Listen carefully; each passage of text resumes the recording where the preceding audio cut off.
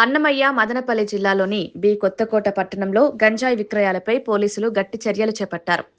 అక్రమంగా గంజాయి విక్రయిస్తున్న 5 వ్యక్తులను అరెస్ట్ చేసి వారి వద్ద నుంచి 10 కేజీల గంజాయిని స్వాధీనం చేసుకున్నట్లు పోలీసులు తెలిపారు. పట్టుబడిన గంజాయి విలువ సుమారు 5 లక్షల రూపాయల వరకు ఉంటుందని అంచనా వేస్తున్నట్లు చెప్పారు. నమ్మదగిన సమాచారం మేరకు ప్రత్యేక బృందాలతో తనిఖీలు నిర్వహించిన పోలీసులు గంజాయి విక్రయాలు జరుగుతున్న ప్రాంతాలను గుర్తించి దాడులు చేశారు. ఈ దాడుల్లో 5 నిందితులను అదుపులోకి తీసుకుని వారి వద్ద ఉన్న గంజాయిని స్వాధీనం చేసుకున్నారు.